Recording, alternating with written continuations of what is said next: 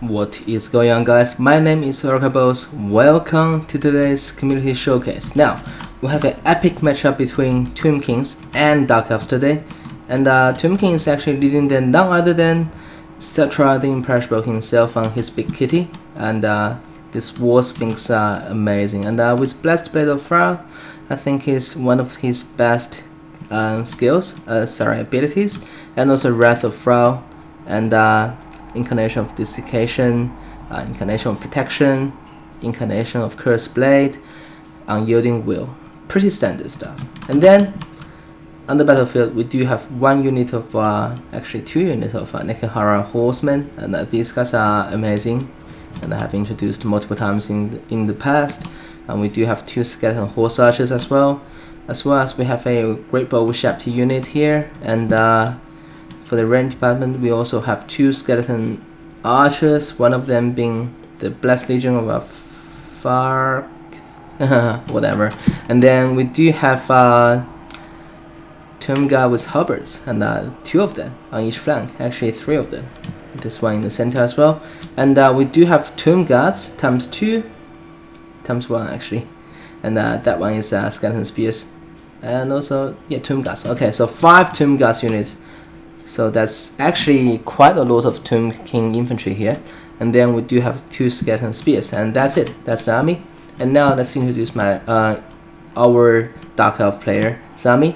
So he has brought a Rapido bolt thrower, which is very good.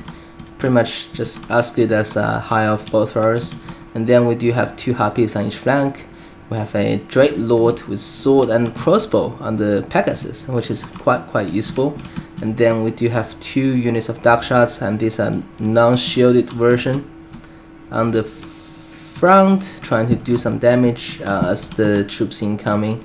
And then we do have 4 Black Gods of Lagrand. Black Gods of Lagrand got buffed post DLC, and this is just very curious to see how good these 4 Black Gods units are actually going to perform.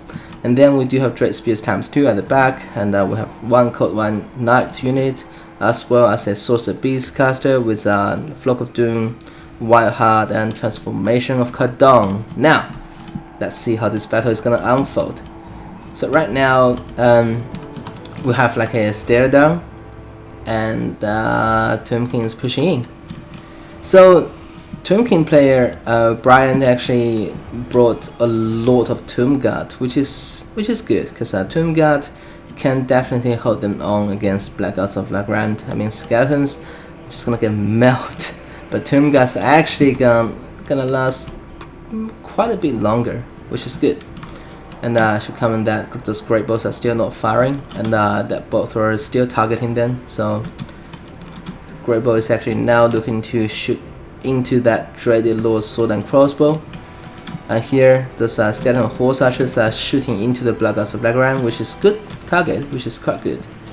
And I believe the Harpy is gonna just basically push in, trying to occupy the Skeleton Horsemen.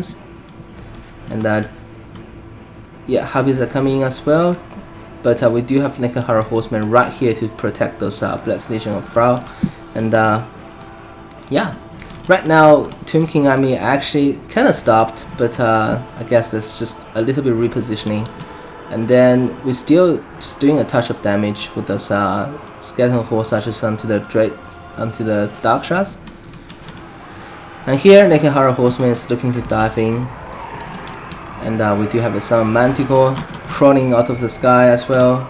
Meanwhile, the Dread Lord sword and crossbow actually take a lot of damage from the Great Bows and the Blessed Legion of Frau.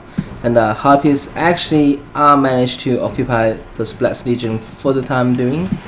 And here Nekahara Horseman is gonna suffer against Code 1 Knights and the summoned Pharaoh Manticore. But Cetra is coming. Cetra actually popped his Blessed Blade of Frau and looking to dive straight into this pocket here, which is amazing. And a blast incoming, which is just ice on the cake. Quite good. I do want to comment that, slow down things a little bit. I do want to comment that Tomb King actually has the infantry advantage here, and especially here. one skeleton spears are actually occupying 2 units of Black Elf Land, and Tomb Guards are winning this engagement here, and this stacking is not really ideal. I should say maybe just pull off 2 units into the flank and just push straight into the rear to assist Cetra in this engagement here, together with Nekenhara Horseman would be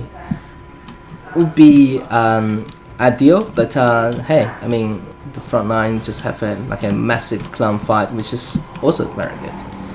But Cetra, look at that. Cetra right now is occupying 4 units. Amazing, amazing, amazing. He actually popped incarnation of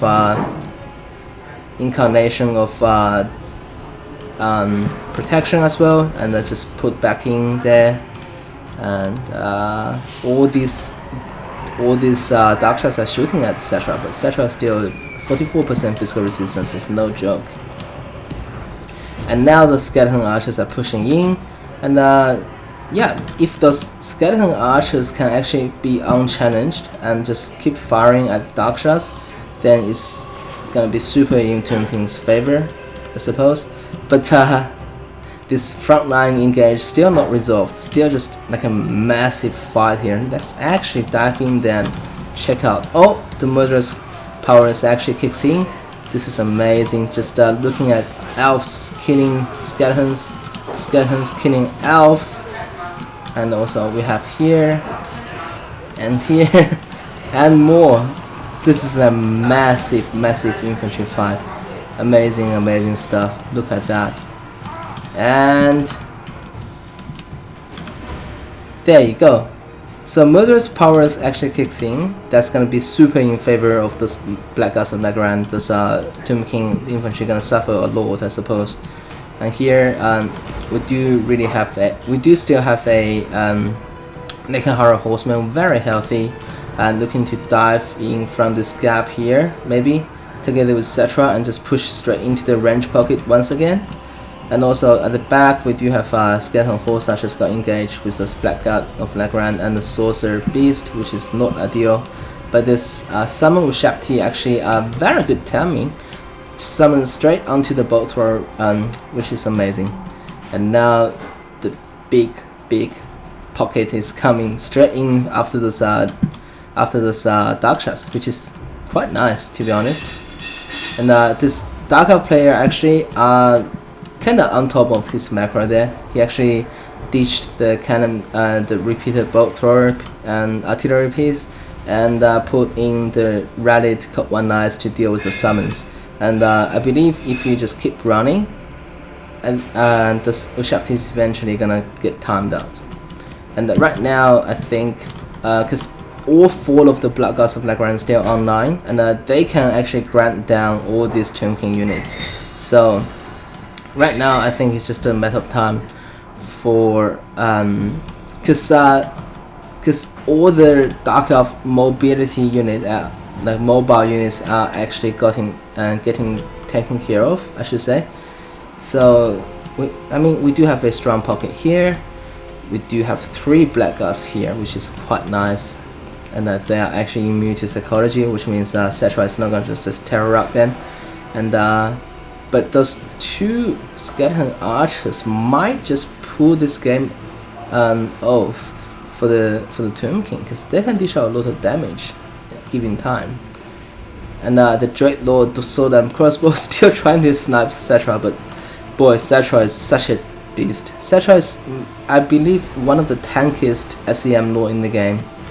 If you want to discuss who is the strongest, I can think of Kolek and Krogar. But if you want to discuss who is the tankiest SEM lord, I should say Cetra, and there's not even a competition. And that Dreadlord Sword and Crossbow is about to get taken care of by those skeleton archers, which is also very nice. And now there's a big flock of Doom casted onto all the Tomb King units here, which is not ideal. And also Black Guards are actually engaged in those skeleton archers.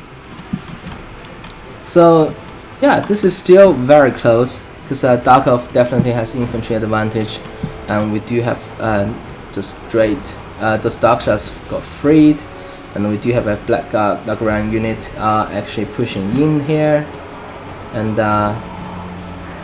but for the Tomb King side, we still have a relatively healthy Tomb Guard unit though. Those Tomb Guards are actually coming on top, which is amazing. And Dark Elf player needs to be very careful with the Dreadlord's macro there. You don't really want Dreadlord to die right now, because right now it's basically everything under 9. And the Foot Lord, the Foot Caster, is gonna have a world of trouble fighting etc. Look at that. Right now the Foot Caster actually gonna get up very fast, which means she's gonna take a world of damage from etc. So right now Foot Lord is more acceptable for getting sniped by SEMs, I should say, because I had a experience where Marathian Foot just basically dropped from 1 charge. So yeah, I mean there's that, but also I think Lord like Archeon on Foot or maybe Gringo on Foot can finally maybe competitive again. I'm not too sure, but I definitely think that getting up faster, which means they're gonna actually dish out some damage onto SEM Lord, which means they actually gonna gain some value. I mean, I still need to test that. And right now Dark Elf player is actually doing a relatively good job by putting his Dreadnought outside here of the shooting radius, and just let those Black Guards of Lagran to do work basically. And here those Black Guards are actually about to rout. They already killed 145 and 110 units, so bring more infantry for the Tomb King is actually not a bad idea in this matchup. It's I'm very surprised that those Tomb King infantry are actually eventually coming up on top. That's something very surprising for me. And right now, I think, I mean, the balance power also showed Tomb King favor, so I think right now it's actually there's no coming back for Tomb Kings. Sorry, for Dark Elves. But Dark Elf players still putting up a fight. Those Dark Shots are still firing, which is good. And all these units are about to wrap around maybe. And also the Blessed Legion are firing at those at that Dreadlord Sword and Crossbow, which is also very good. And with another charge, I think those Dark Shots gonna shatter, and just a matter of time. And this Tomb King Tomb Guard Halberd unit actually killed 105 units, which is amazing, by the way. There you go. Those guys are shattered, and Dreadlord is routing on his way outside of the map, and this was a fantastic match, I should say. Very close, and I think we're gonna have a mass shatter soon. There you go.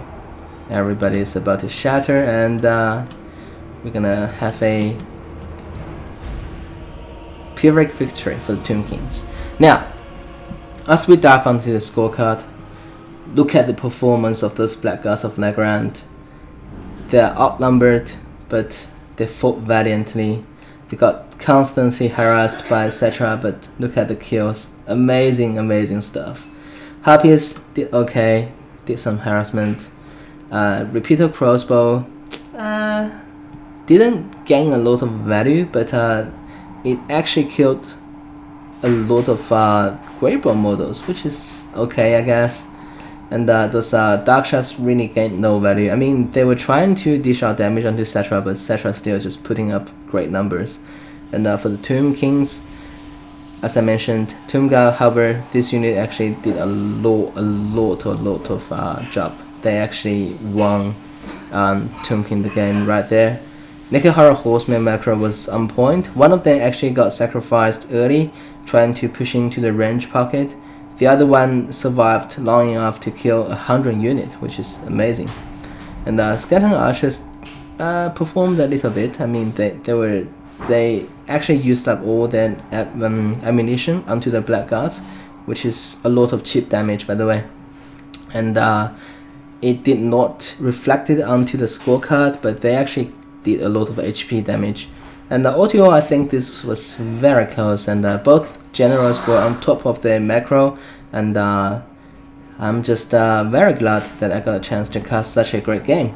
And let me know if you guys enjoyed this kind of style of casting. And for now, Orokaboss signing off.